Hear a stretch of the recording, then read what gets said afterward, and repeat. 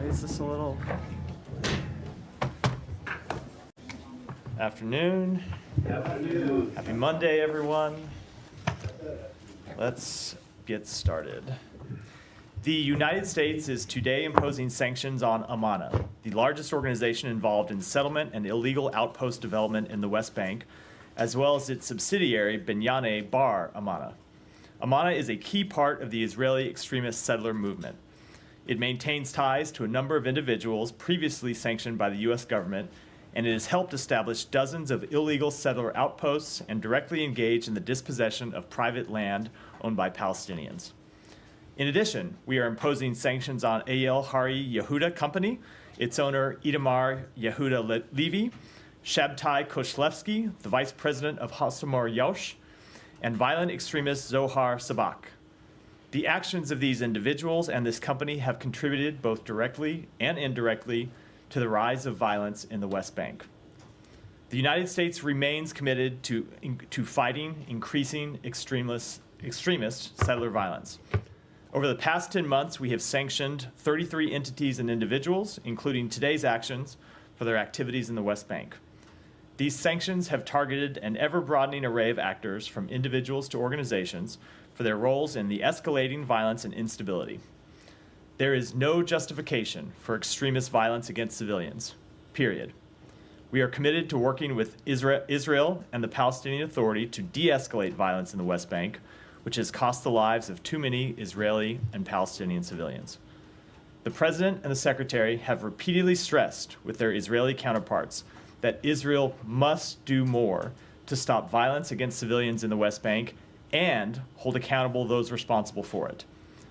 But as we have also made clear, in the absence of such actions by the government of Israel, we will continue to take our own steps to hold those responsible for violent extremism accountable. And with that, Matt, congratulations on the Bills' victory yesterday. Thank you. Big one. It was big. Yeah. And it was good. I won't speak. I'm glad that the whole country, with the exception of maybe Kansas City area, is happy. I'm not a partisan to either of those teams, so I won't speak to the relative goodness, but let the remarks stand. Well, thank you. Before we get back to the what I'm sure will be a lot of questions about the Middle East, I just wanted to ask you quickly about transition. Is there anything new to report on contacts between incoming team and state? So a couple things. With respect to the official transition process, no, there's nothing that has changed. I'll let other agencies speak to the memorandum of understanding process. My understanding is that there has not been a signed memorandum of understanding, which is what has to take place before the incoming administration's transition team can come start work here, getting briefed and getting access to information to proceed in the transition process. That process has not changed. There has been an additional contact I can read out. The Secretary phoned Secretary-designate Marco Rubio yesterday to offer his congratulations on his appointment and to pledge to him, as we have said publicly, that we will do everything within our power to make it a successful transition. Okay, and that was the extent of it? That was the extent of the call, yeah. Okay. Now, on to the, does anyone have another transition question? Did the Secretary talk about any policy issue? I'm not going to get into any further specifics other than that what I said, which is he called to offer his congratulations and pledged that we would work to make it a successful transition. So on the Lebanon front, there's a whole flurry of speculation and reports that something is in the works. Can you fill us in on where things stand there? So we continue to be engaged with our Israeli counterparts, with the government of Lebanon, with a number of other countries, both in the region and outside the region, to try and reach a resolution to the conflict across the blue line. As you know, we've been trying for some time to get a resolution that would see UN Security Council Resolution 1701 fully enforced, and we are making progress on it, but I wouldn't want to comment on it beyond that. Do you know if are people heading out to the region? Well, we always have people moving around various places in the region, but with respect to any travel to Lebanon, I don't have any to announce today. Okay. Not everybody at once. Easy, wait for. All right, Alex. Thank you, Martin. We'll move to you. Front row is very demure today. It's like everybody else was watching the Bills game and celebrating. No. Can we just stay then on the Middle East if he wants to? Sure. I just on Gaza. Yeah. And the aid situation, which does not seem to have improved significantly at all since last week and your announcement last week. What's the latest on that?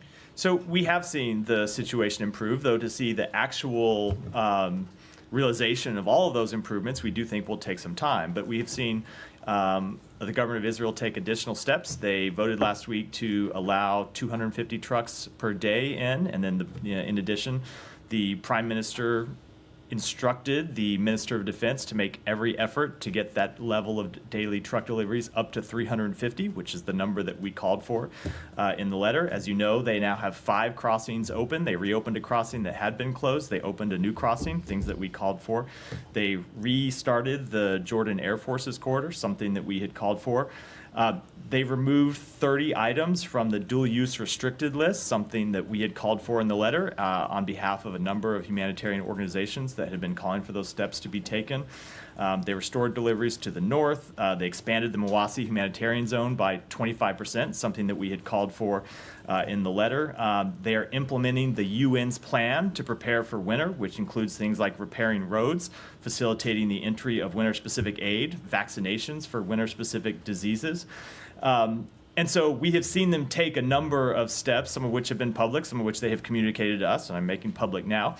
And it will take some time to see whether those actually translate to what they're supposed to translate to, which is more humanitarian assistance making it into Gaza, and then more humanitarian assistance making it to the actual people inside Gaza that need to get it. And that's what we're committed to seeing take place over the coming weeks. Yeah. Just, I guess this is related to sort of transition. Do you have any comment on reporting about Elon Musk meeting with the Iranian ambassador last week, Monday? I don't. Okay. I don't.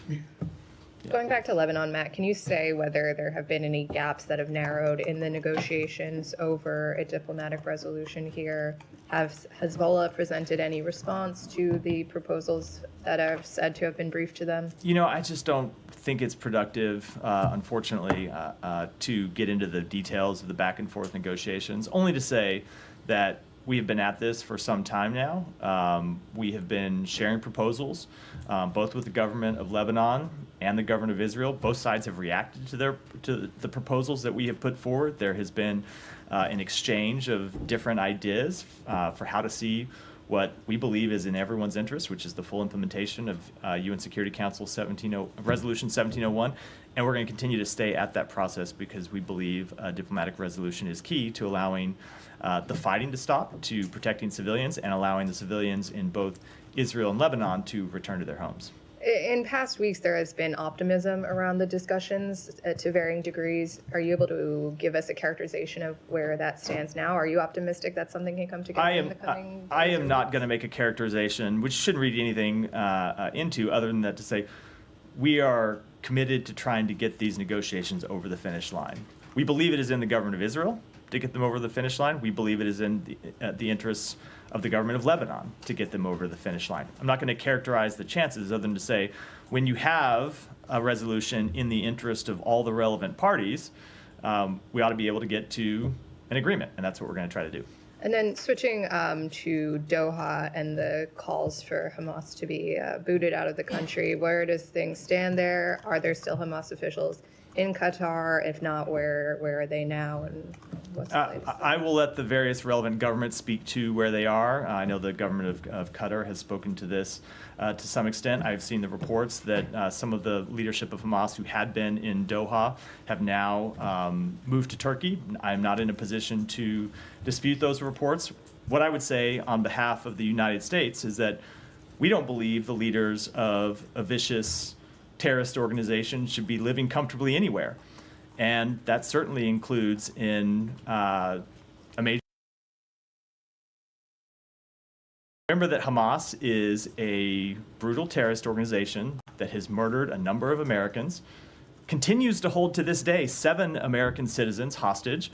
And of course, that's not even to speak of the citizens of other countries that it has murdered and that it has held hostage. So to the extent that members of Hamas are in Turkey or in any country, look, a number of these individuals are under U.S. indictment, have been under U.S. indictment for some time, and we believe that they should be turned over to the United States. If they are in Turkey and aren't turned over or expelled or what have you, whatever asks may be made, what kind of consequences would there be for Turkey, who's a NATO ally? I don't want to get ahead of things here. We've just seen the reporting in the last few days that they have moved to Turkey. But of course, we will make clear to the government of Turkey, as we have made clear to every country in the world, that there can be no more business as usual with Hamas. Go ahead, Hiba. Just to follow up on the questions regarding Lebanon and the negotiations. You used to say, for example, when it comes to Hamas and Israel, the onus is on Hamas or on Israel. When it comes to Lebanon, where's the problem? Here or here? Lebanon, Hezbollah, or Israel? So both the government of Israel and the government of Lebanon need to agree to an ultimate resolution, a diplomatic resolution. Obviously, that requires to both of them agreeing to the various proposals that we have put forward. And you can imagine, as is always the case in this kind of diplomatic engagement, there are things that each side wants and things that each side objects to. And what we try to do is to work through that and get to a resolution that both parties can agree to. But ultimately, the onus is on both of those countries. And when it comes to to the internal politics in Lebanon, you've been trying to have a kind of political solution for the presidential elections and many things in Lebanon. Any update on these efforts? No, look, we continue to want to see the Lebanese parliament elect a new president. We have been pushing for that since before the outbreak of violence in the past few months. We've been pushing for that since before October 7th, and we're continuing to push for it, but I don't have any update to offer. There are some talks that there are regional partners pushing for a role to Bashar al-Assad within Lebanon. Are you on the same page, or do you accept such a proposal to start with? I don't know what proposal that refers to specifically, and I wouldn't want to comment on it here today. Thank you. So let me just try to stay in the region first. Yeah. Michelle, go ahead. Matt, do you support the Israeli right to intervene in Lebanon militarily in the future in case the Lebanese armed forces or the UNIFIL don't move against Hezbollah, So especially in the south? Yeah, so I don't want to speak to that specifically. I know there have been reports about various things that may or may not be under negotiation. So sometimes when I comment on even general questions like that here, they're interpreted as me weighing in on the specifics of negotiations. I will, of course, say that every country in the world has the right to defend itself against terrorist attacks. That includes Israel, includes other countries as well. And I think I'll leave it at that. And will you give Israel guarantees in this regard? I'm just not going to speak to the underlying diplomatic negotiations. And is there only one draft that you are working on, or 2 drafts? Only one. I think I'm going to have to apply my previous answer, which is I'm not going to talk to the specifics of the negotiations. Ultimately, we're looking to a proposal that can be agreed to by both countries. And do you know if Folkstein is going today to Lebanon, or? I would refer you to the White House for that. Almost hasn't worked here for more than a year now, but I would direct you to the NSC to speak to his travel schedule. Thank you. Go ahead. Yeah. Over the weekend, Haaretz reported on Israel's crackdown on foreign activists in the occupied West Bank, stating that at least 16 foreign activists, many of them our Americans, have been expelled from Israel since last October after being detained in the West Bank. Have you seen these reports, and do you have any reaction? Do you believe that Israel is deliberately targeting foreign activists? Yeah, we have seen the reports, and we are currently gathering more information about them. I don't have any specific information to speak to, and so don't have any comment on them, but would say in general, we support the rule of law, and due process, and will continue to advocate for these principles, especially when they pertain to the treatment of U.S. citizens. And one more on this, activists being targeted.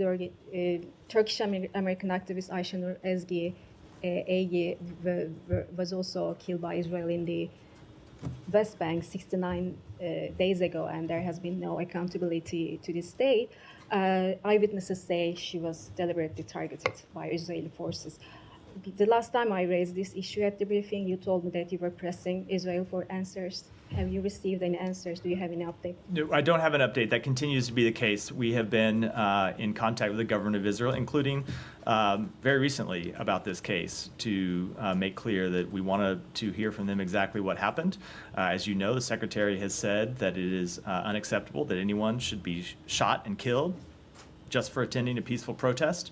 And we continue to press the government of Israel to conduct its investigation and to brief us on the results of that investigation. But I don't have an outcome to read out as of yet. Are there any steps that the State Department plans to take regarding this instead of, waiting for answers So from Israel? we want to see the end of the investigation before we speak to that, which does not mean that it is an open-ended timeline, right? There's a point at which Are we talking about weeks, months, or years? I'm not going to speak to it publicly. We're in conversation with the government of Israel about it. But we want to see the investigation be thorough, and then when we see the results, we'll of course be willing to speak to them at that time, as well as any additional steps that may or may not be warranted. Yeah, thank you, Matt. On the U.S.-Iraqi discussion over the security relations in the future, you were scheduled to have a meeting in Baghdad before the end of this administration. But an Iraqi diplomat told me that the Iraqi government has requested the State Department to postpone the meeting to next year and changing the venue from Baghdad to Washington, D.C. Have you received such a request? And what updates do you have for me about your discussions with Iraq over security relations? I'm going to have to take that question and get back to you. I'm just not tracking the details of either timing or location for that meeting. And another question related to this, I'm not sure if you have anything for me. Does changing administration in Washington have any impacts on your discussion with Iraq over security relations and your forces in Iraq? So that gets back to a question I spoke to last time I was here, which I guess was week before last, right after the election, when I was obviously traveling last week. And the general answer to that is I obviously can't speak to what the next administration will do on any policy area anywhere around the world. We have made clear what we believe is in the interest of the United States, and we will continue to pursue those policies and continue to put them in place between now and January 20th, but I wouldn't want to speculate in any way what the next administration may do. And last question, the Iraqi militia groups has increased their attacks on Israel. I'm sorry, the Iraqi militias, yeah. They increased their attacks on Israel. Even yesterday they attacked Elliot. And they are using a pretext that Israel has used the Iraqi airspace to attack Iran. And the Iraqi government was saying that we are going to engage with the U.S. on this. What's your comment on that? Do you think it's the right pretext? We clearly do not. We have engaged with the government of Iraq on this very question to make clear to them that the government of Iraq should not allow the territory of Iraq to be used to launch terrorist attacks against anybody. And it is not in Iraq's interest to be pulled into a regional conflict. And so the government of Iraq should take all appropriate steps to prevent these terrorist organizations from launching such attacks. Thank you. Staying in the region. I wanted to move to Russia. I should have. Let me just. I will come to you next. Let me just make sure anyone else has anything else in the region. Go ahead, and then I'll come back to you next time. Thank you, Matt. According to Israel Behind the News report, UNRWA schools in Bethlehem are reopened, and UNRWA is actively participating in the war against Israel. My question to you is, will the U.S. therefore demand on arms and ammunition inspection of UNRWA schools and medical clinics and a follow-up? So I don't know what report you're referring to, but we do not believe that UNRWA is engaged in active war against the state of Israel. Okay. Let me just finish. UNRWA exists to provide humanitarian services to the Palestinian people. We believe it's important work that they play. Now, we take very seriously the allegations that there were UNRWA employees who were involved in the terrorist acts of October 7th and made clear that that's absolutely unacceptable. And those employees must be held accountable for those actions, but that's different than painting with a broad brush the entire organization. Okay, on another issue, in light of the U.S. UNRWA accord, which conditions U.S. aid to UNRWA on the removal of incitement in texts and murals from UNRWA. Will the U.S. demand that murals and texts which glorify murder of Jews be removed from UNRWA refugee camps in Bethlehem? I don't know exactly what specific report you're referring to, so I'm not going to comment on it. Simon, go ahead.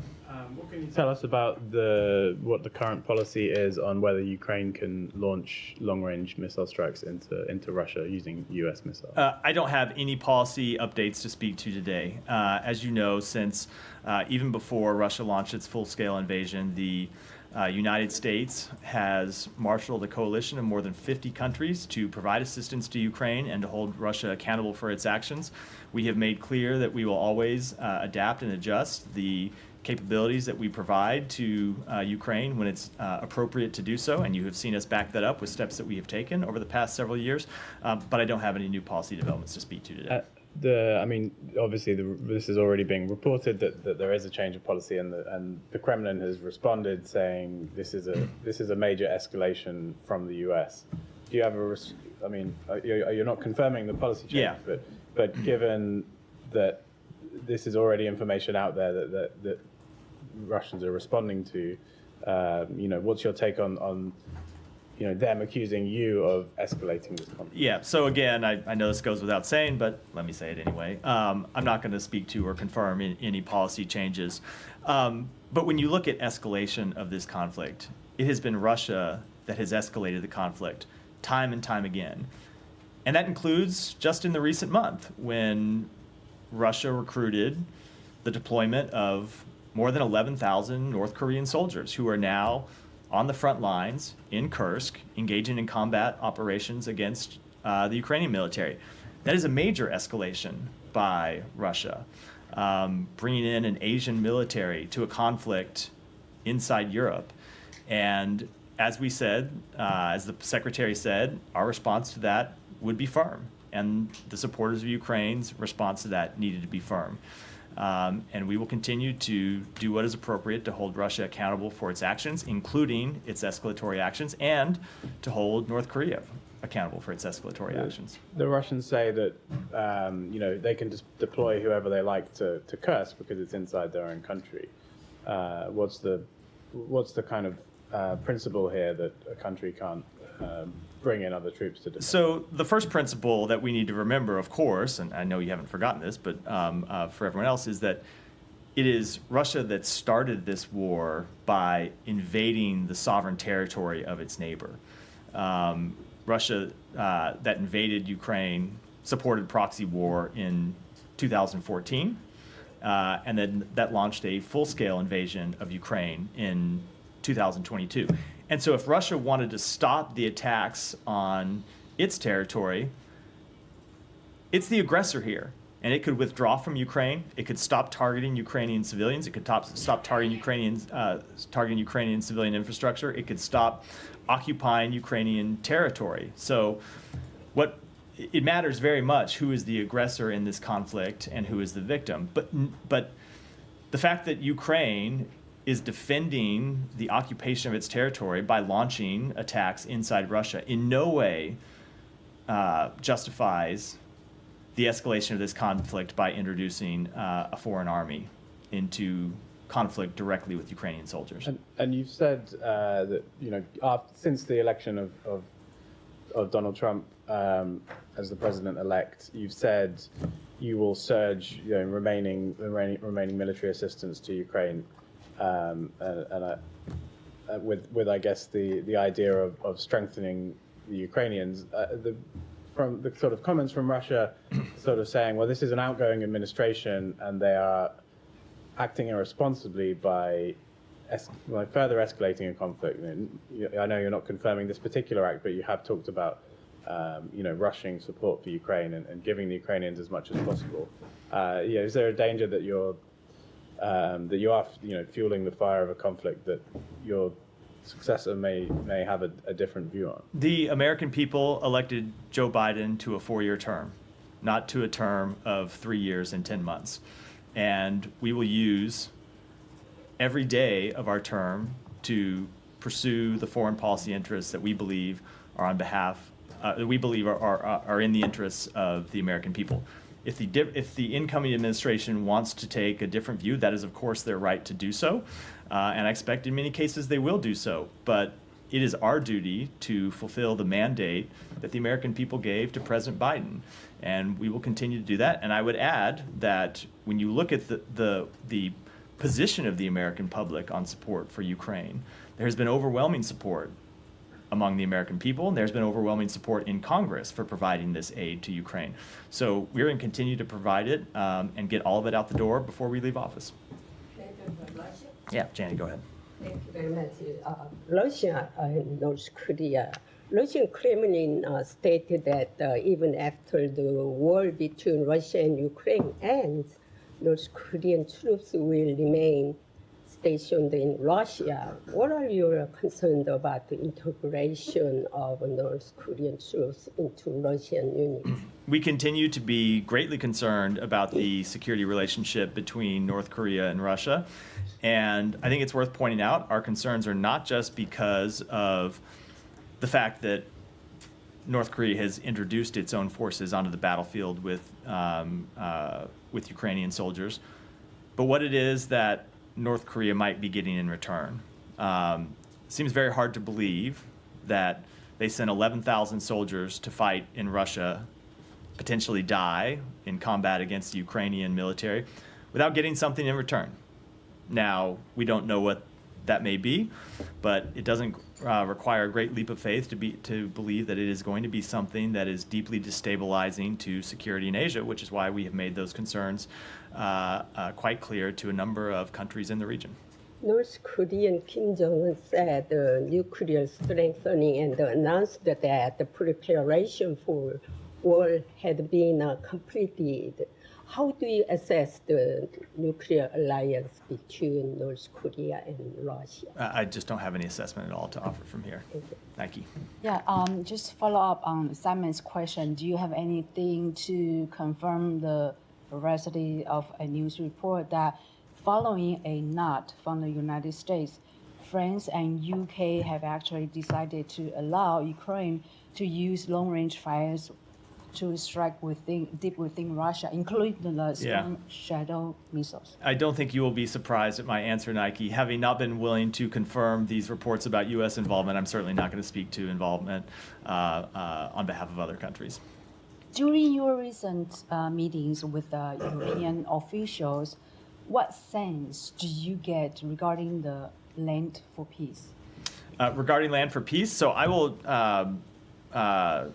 say that when we were in Brussels last week and the Secretary met with a number of his foreign counterparts, met with the Secretary General of NATO, briefed the NAC and received updates from representatives of a number of NATO countries, and of course met with his British counterpart and had a number of other conversations over the past few weeks. What we have heard consistently is that it is for Ukraine to decide if it wants to enter into negotiations, when it enters into negotiations, what the parameters of those negotiations would be. That has been our policy, that it's up to Ukraine to make those decisions, and that has been the policy of our allies and partners, and we have seen no change in that policy by our allies and partners.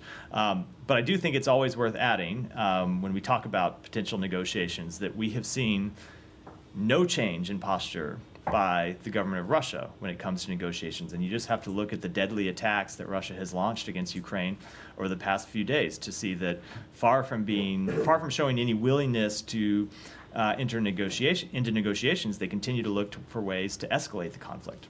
Was there a growing acknowledgement that countries may be forced to accept a political reality?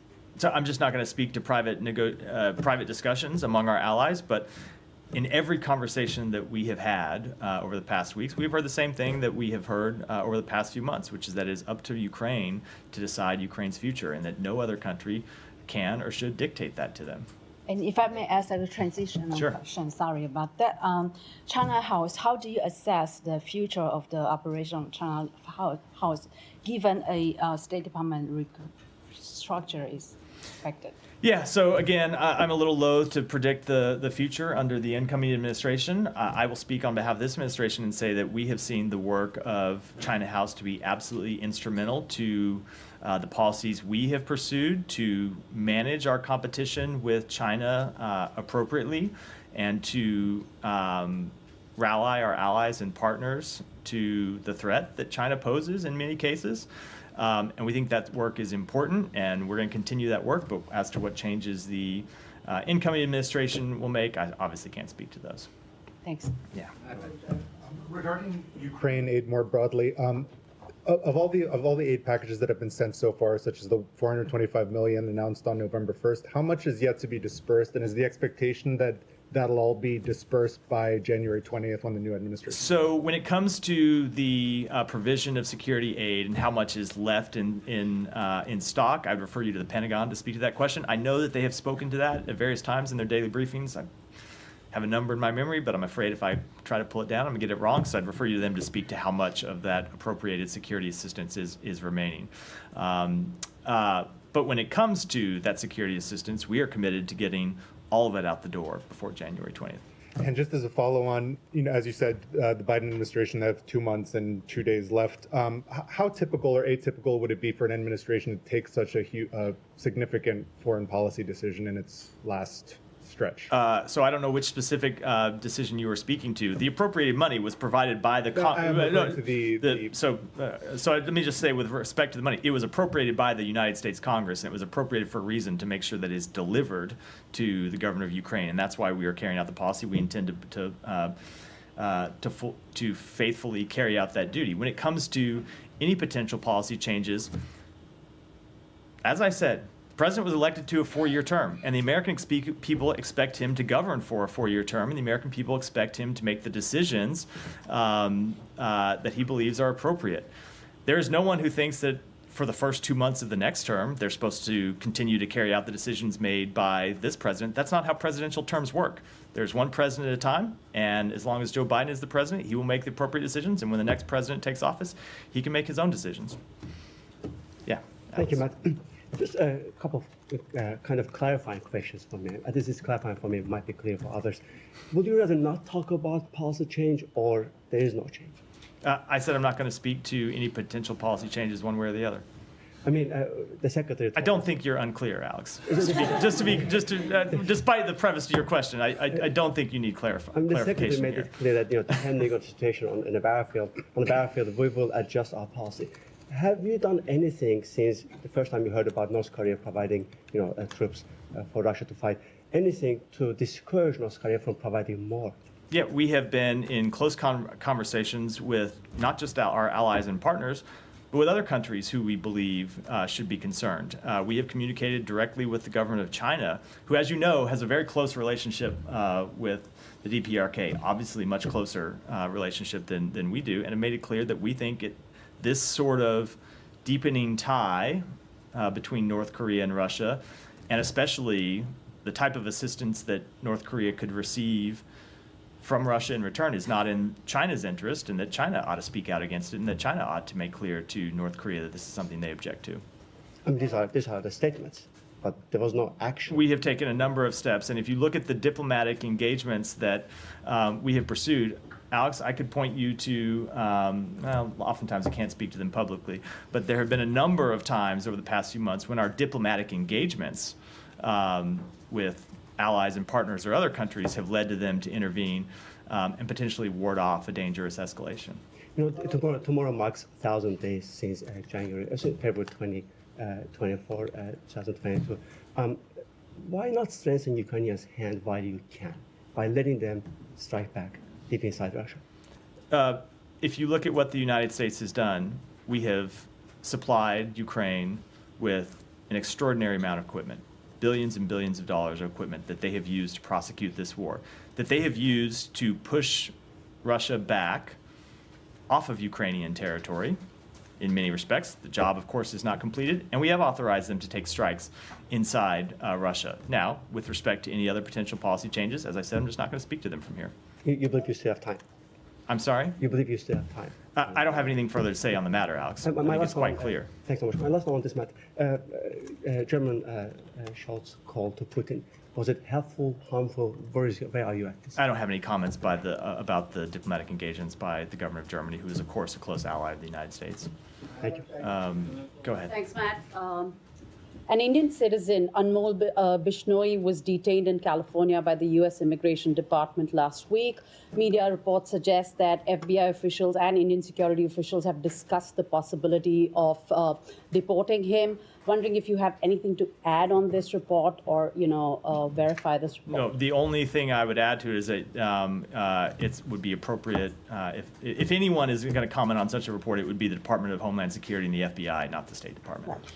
There were also disturbing reports of. I said is going to. They may and I prefaced it that way because they may decline to comment, but I certainly am not going to comment on something that falls within their jurisdiction. Right. There were also disturbing reports of mob violence when a political gathering of Awami League in Bangladesh was attacked for peaceful protests, public attacks on women, minorities attacks, journalists jailed, and press access cancelled. Critics of the interim government suggest that the 15th August students' monsoon revolution is taking the country back to the conditions from where it all started. We heard Vedant condemning it here from the podium, but have you had any engagements with the Bangladeshi interim government on this particular issue? I'm not going to speak to private diplomatic engagements from here, but we have made clear to the government of Bangladesh, as we make clear to countries around the world, that we support the right to peaceful protest and that in no way should any government engage in violent crackdowns on peaceful protests. And one last one. Yeah. Bangladesh Attorney General pushed for change in the constitution to remove the word secular from the constitution amid growing attacks on religious minorities. Wondering if you have anything to add on. I'll take that back and see if we have anything to say about it. Go ahead. So Secretary Blinken last week pledged a firm response to the North Korean troops in fighting in the war. So if there's no change in policy, should we expect any more response to that, and when? You should expect us to deliver on the Secretary's words, and I'll leave it at that. And going back to the Scholz call, did the Germans consult with you before, or did they read out the call afterwards? I'm not going to speak to private diplomatic conversations, but we are always in close contact with our German allies. Yeah, go ahead. Thank you. A quick follow-up on UNRWA. When Israeli parliament actually passed the bill to ban UNRWA, you told me that you oppose this and there could be consequences under the U.S. law. I wonder, is there any update on that? Will this administration take any action against that? We are still in the implementation period for that law, and we have made clear to the government of Israel that how concerned we are about the implementation of that law, and will continue to stay engaged over the course of that implementation period, which is, I believe, 90 days. Thank you. Yeah, Jenny. Can I follow up on something that was in the letter that Secretary Blinken and Austin sent, this civilian harm channel? Has that met yet? I am not aware if it's met yet. I know we were working to set up the meeting. I was traveling last week. I don't actually know whether the meeting has taken place, but we're looking to get it established. And then on the West Bank, there was another round of sanctions today, as you previewed at the top. But where's the thinking on sanctioning Ben Gvir and Smotrich? So I'm never push from congressional Democrats for you guys to do so. So I think you know the answer I'm going to give here, which is I'm never going to talk about potential sanctions targets before we take such an action. Just as if you had asked us last week if we were going to sanction any of the organizations that we sanctioned today, I would have said we're not going to speak to potential actions. But we do mean it when we say the government of Israel needs to take further actions to crack down on those responsible for extremist settler violence. And if they don't, we are committed to taking our own actions. Would you support your partners sanctioning these two Israeli ministers, as the Brits have suggested they would be? I'm not going to speak to hypotheticals. These are the type of things that we discuss with them privately, but I think we ought to leave it at that. Yeah, Simon. Different subject. There was a statement about Tom Perriello going to Sudan, or he's already there, I believe. And the Sudanese government put out a statement talking about some of the meetings that have happened that he had discussed with the Sovereign Council there. Several suggestions about I think it's mostly about humanitarian aid and a political process to end the war. Is there anything you can tell us about what those suggestions have been from the special envoy? So, just speaking generally, without getting the specifics of his meetings today, he was in Sudan to engage with Sudanese officials, including President Burhan, and other members of Sudanese civil society, to make clear our commitment to a civilian government, and when speaking to President Burhan and members of the Sovereign Council, to stress the need to stop the fighting and enable unhindered humanitarian access. So when he met with Sudanese civil society members, he talked about the humanitarian work across ethnic lines to provide emergency assistance to vulnerable communities and internally displaced persons, including women. And he pressed with the government the need for further steps, given the scale and need of the challenge, to allow humanitarian assistance in. This conflict continues to not get the attention I think it merits from the world, given the scale of the suffering, given the scale of the death, given the humanitarian assistance problem. And so we were there to continue to press the government to do all it can to not hinder the provision of humanitarian assistance. And of course, we ultimately continue to want to get to a ceasefire and an end to the fighting. Did General Burhan agree to some of these things that you're suggesting? I don't have a further readout of the meeting. I haven't talked to Tom since the end of those meetings, which were just today. So I don't have a specific readout to what the general might have said. Is part of that like these relief corridors to get aid into Al-Fasher, Sennar, and parts of Khartoum? Let me take it back and either talk to the special envoy or his team and get you a more complete answer. All right, back to the Ukraine issue. On the reported permission for Ukraine to use long-range missiles, regardless of who's responsible for escalation, are you able to give us an assessment of whether there will be an escalation going forward, and how did the United States... Of whether what? How, if there's an escalation going forward, and how did... By whom? I'm lost in the question, Yes. Can you give us an estimation as to if there will be an escalation, how will the United States cope with the situation? You mean like if there's a further escalation by Russia? No, I wouldn't want to preview how we might respond to a hypothetical situation. And is there any sort of interaction between the Secretary and his Russian counterpart at the G20? No. Matthew, good afternoon. Yeah. The Vatican Secretary of State Cardinal Pietro Parolin said, quote, on discussing the Ukraine war, quote, "This war risks dragging us into a nuclear confrontation, a descent into the abyss." He just said that. What's the State Department's reaction to that statement by the Cardinal? That we want to see the war end in a way that provides a just and lasting peace for Ukraine. But the way for that to happen is for Vladimir Putin to end his attacks on the people of Ukraine. But the war is now 1,000 days old as of tomorrow. Simply, who's winning and who's losing? I am not going to give you a day-to-day battlefield assessment here, but if you look at what Ukraine has done, going back to the beginning of this conflict, at least to the full-scale invasion, we have seen them win the Battle of Kyiv and stop Kyiv from falling when many predicted that it would fall within a month, certainly within weeks. We have seen them take back somewhere around half of the territory that Russia occupied. We have seen them in recent weeks occupy territory inside Russia and continue to defend it. So the Ukrainian forces have performed admirably up against, let's remember, a much bigger country with a military that was much larger at the outset of this conflict, with a military that had much more advanced equipment at the outset of this conflict, a gap that we have in many respects bridged through the provision of our assistance. So I'm not going to make any predictions about the future of this conflict, but I'll say if you look back at the way the Ukrainian military has performed over the past 2.5 years, they have performed not just with valor and with dedication, but with real results. How does it all come to an end then?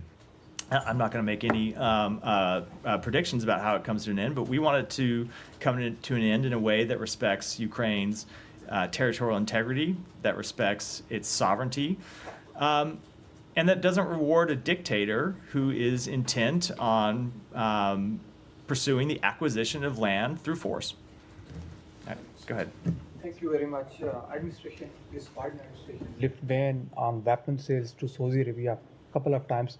Meanwhile, what we observed, a widow of Saudi land journalist Jamal Khashoggi's wife, she wrote letters to U.S. senators, almost 100 letters, and only 9 responded. She is seeking for justice. The question is, with the start of this administration, these things, weapon transfer and defense deals with Saudi Arabia, all were linked with humanitarian records, rights, and other things. So did you guys get some assurances from Saudi Arabia for letting them in these defense deals? So look, when it comes to the provision of military assistance to any country around the world, of course we take into effect humanitarian record and how our weapons might be used, and we make the decisions appropriately. All right, with that, we'll wrap for today. Thanks, everyone.